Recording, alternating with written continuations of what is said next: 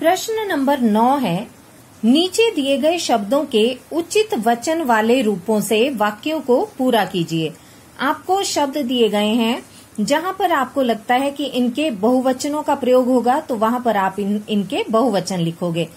शब्द दिए गए हैं मूर्ति, पेड़, बच्चा, चित्र। पहला है, चिड़ियों ने आम के डैश पर घोंसला बनाया, तो क्या होगा, आम के पेड़ पर।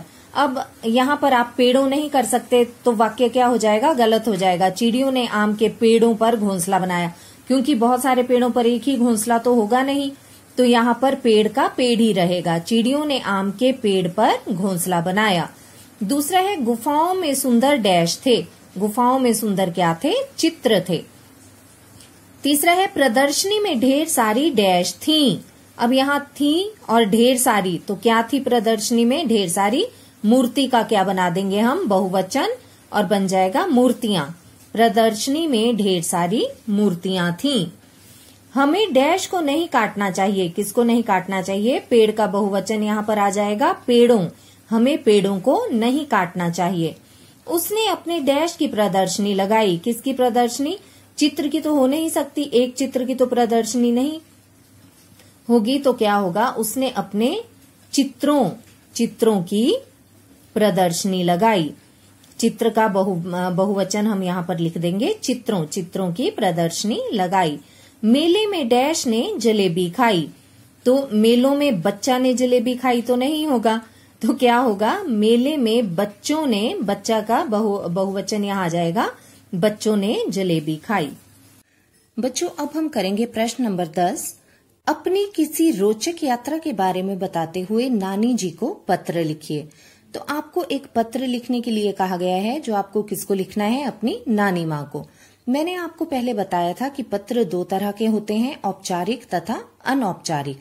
जो पत्र हम अपने रिश्तेदारों को, सगे संबंधियों को या अपने मित्र व सखियों को लिखते हैं, उन पत्रों को क्या कहा जाता है, अनौपचारिक पत्र। तो ये भी एक अनौपचारिक पत्र है, क्योंकि ये आपको किसको लिखना है, अपनी नानी माँ को। तो आइए देखते हैं, सबसे पहले हम क्या लिखेंगे। आपको इस पत्र में बताना क्या है, अपनी किसी रोचक यात्रा के बारे में। ऐसी यात्रा जो आपको बहुत मजेदार लगी हो, जिसमें आपको बहुत मजा आया हो, तो उसके बारे में आपको अपनी नानी माँ को बताना है। सबसे पहले लिखेंगे आप अपना पता। मैंने यहाँ लिखा है मकान संख्या 242, रामनगर मंडी, हिमाचल प्रदेश। फिर उसके बाद लिखेंगे दिनांक। जिस दिन आप पत्र लिखोगे, आप उसी दिन की दिनांक लिखोगे। तो मैंने लिखी है 17 अगस्त 2020।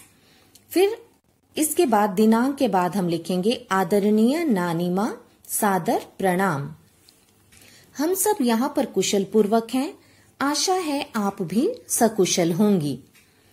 नानी माँ, इन छुट्टियों में मैं और मम्मी पापा जब घूमने दिल्ली गए थे, तब मैंने वहां बहुत मजे किए।